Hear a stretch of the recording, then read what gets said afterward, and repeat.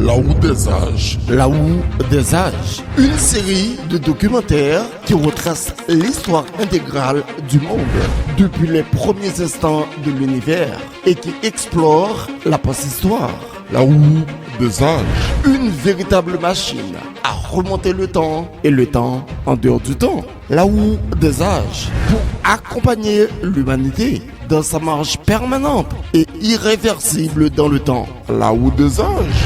La science, la théologie et l'histoire se combinent pour faire revivre le passé, décrypter le présent et prédire l'avenir. Pasteur Sadrach Dieudonné, documentariste. La Roue des âges, documentaire 2. C'est enfin admis. La vraie science confirme la Bible. Étant donné que la Bible constitue l'un des principaux livres de référence de la Roue des âges, nous jugeons nécessaire, avant d'aborder d'autres questions exigeant son expertise, de prouver l'autorité incontestable du vieux livre en donnant des éléments de réponse pertinents à cette grande interrogation. La Bible est-elle digne de confiance? Tout d'abord, nous allons démontrer que la Bible est historiquement correcte. Les histoires vieilles de plus de 30 ans, écrites par l'homme, sont chargées d'erreurs et d'inexactitudes. Mais ce n'est pas le cas pour la Bible, quoique ces archives remontent à des milliers d'années. Des centaines de lieux mentionnés dans la Bible ont été définitivement localisés par des géographes et des explorateurs. Des centaines de déclarations de la Bible, qui dans le passé étaient considérées comme fausses par les ennemis de ce livre, ont été par la suite prouvées comme vraies par les archéologues. Plus les fouilles archéologiques progressent, plus les déclarations bibliques deviennent évidentes. À titre d'exemple, jusqu'au XIXe siècle, les historiens et les scientifiques mettaient encore en doute des récits bibliques, comme ceux concernant Assyrie et Babylone. Ils pensaient que ces pays, comme tant d'autres, n'existaient même pas. Cependant, la naissance, au milieu du XIXe siècle, de l'assyriologie, la science qui s'efforce de retracer le passé historique de la Mésopotamie, Sumer, Assyrie, Babylone, etc., favorisée surtout par les progrès de l'archéologie, a permis de confirmer des récits bibliques.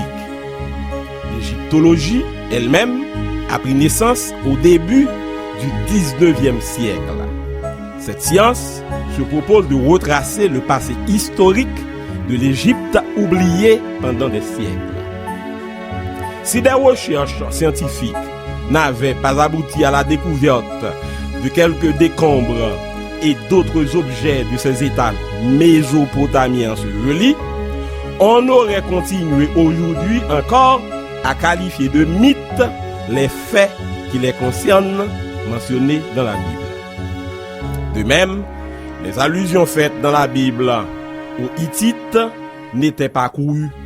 Voici ce que rapportent les auteurs de Histoire universelle illustrée, volume 1.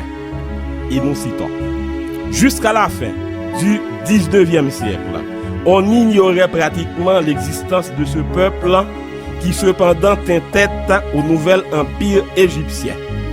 Puis après, d'autres fouilles sur la rive droite de l'Euphrate permettent de découvrir des pierres marquées de signes identiques.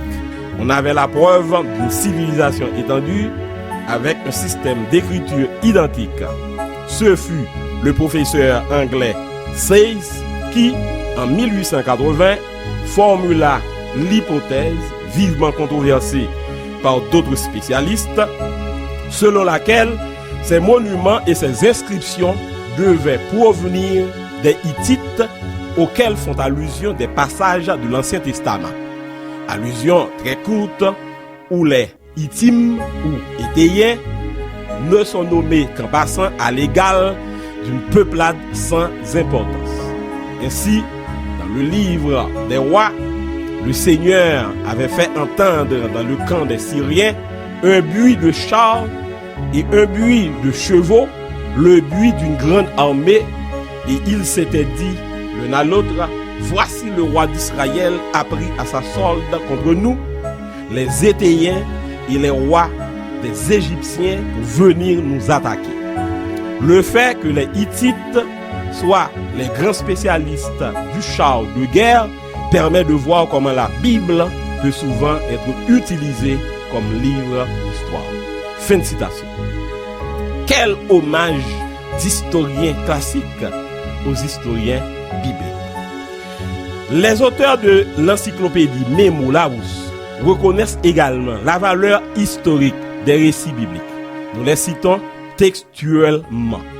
Pendant des siècles, la Mésopotamie ancienne, là où se sont élevées les cités de Sumer, les royaumes de Babylone et d'Assyrie, ne survivraient plus que par quelques faits ou images venues de la Bible.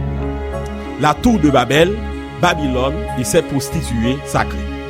Avec un demi-siècle de retard sur l'Égypte, sa découverte systématique fut assurée à partir de 1850-1860. Fin de citation. La Bible est également prophétiquement correcte. Plus d'un tiers de la Bible est prophétique. Beaucoup de ces prophéties ont été accomplies des millénaires ou des siècles après avoir été énoncées.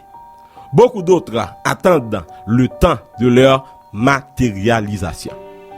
Daniel 2, par exemple, dresse la liste des royaumes successifs qui devaient dominer le monde de l'Antiquité, suivis de ceux qui dirigeront le monde moderne.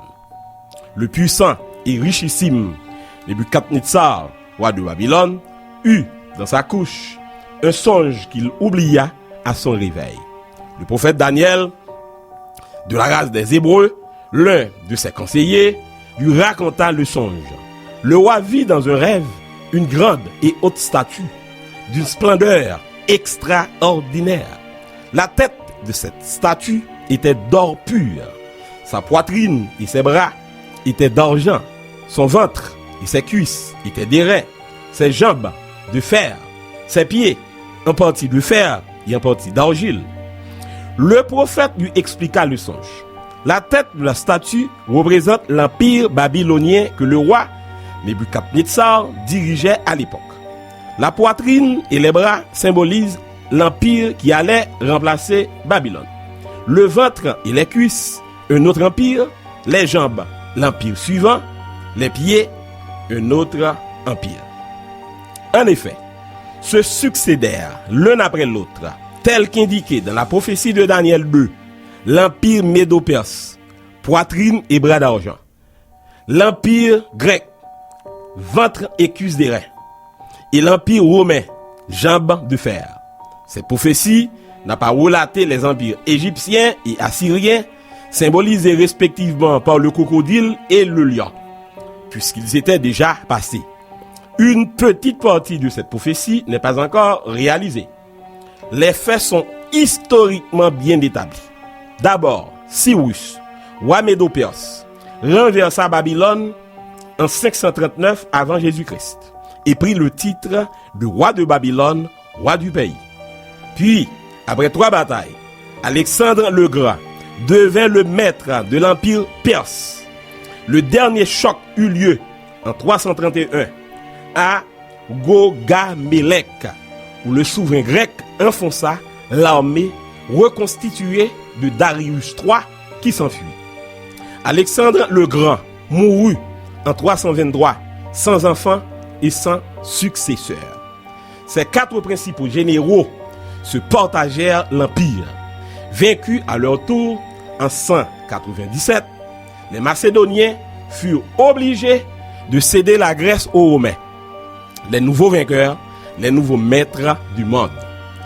Révoltés et vaincus à nouveau en 168, les Macédoniens perdirent définitivement leur indépendance, la Macédoine étant devenue une province romaine. L'Asie mineure devint province romaine en 124, la Syrie en 64 et l'Égypte en 30 avant Jésus-Christ. Ainsi se soumirent tous les territoires de l'Empire grec après la mort de son fondateur, Alexandre le Grand. 4 empires historiques se sont déjà succédés, comme l'a prédit la prophétie de Daniel 2, a souligné que le roi Nebuchadnezzar eut le songe prophétique entre les années 605 et 562 avant Jésus-Christ, qui sont les années de son règne. Les Perses auront donc renversé les Babyloniens plus de 30 ans après le rêve du roi. Dans notre voyage dans le temps, nous consacrerons plusieurs documentaires aux prophéties de la Bible. Il est donc inutile de considérer ici, à part Daniel 2, un autre exemple de prophétie réalisée.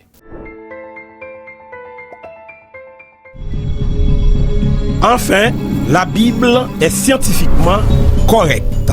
Les télescopes modernes ont réfuté la plupart des théories sur l'astronomie ancienne.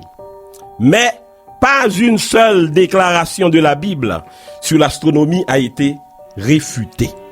Les astronomes admettent que les télescopes modernes de dernier cri racontent la même histoire que la Bible.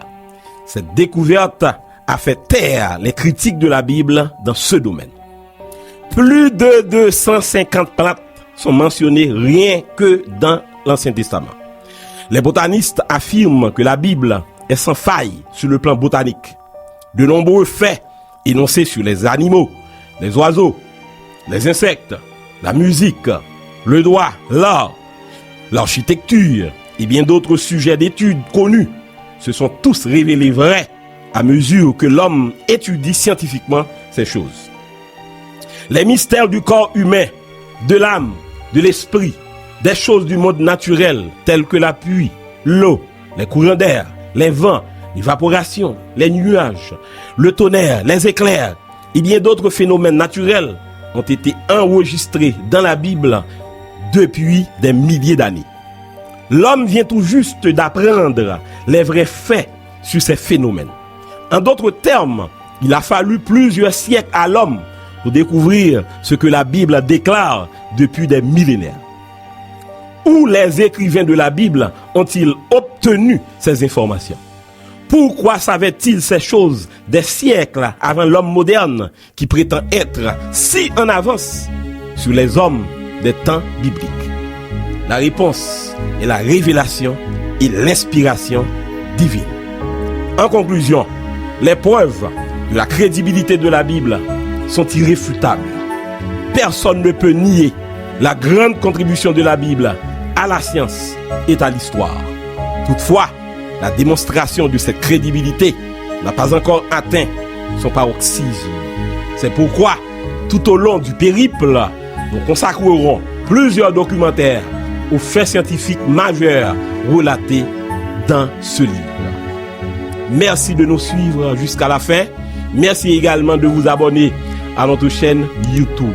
Si vous ne l'avez pas encore fait, nous vous prions de vous y abonner maintenant et d'activer la cloche de notification pour être toujours informé de la publication de nos documentaires. Car le voyage dans le temps et à travers le temps jusqu'à la post-histoire sera lent et mouvementé. Nous vous conseillons donc de vous accrocher à la roue des âges, la machine du temps, la seule, la vraie. Nous comptons enfin sur vous pour partager le lien de ce documentaire avec vos amis, vos connaissances et l'ensemble des publics des réseaux sociaux.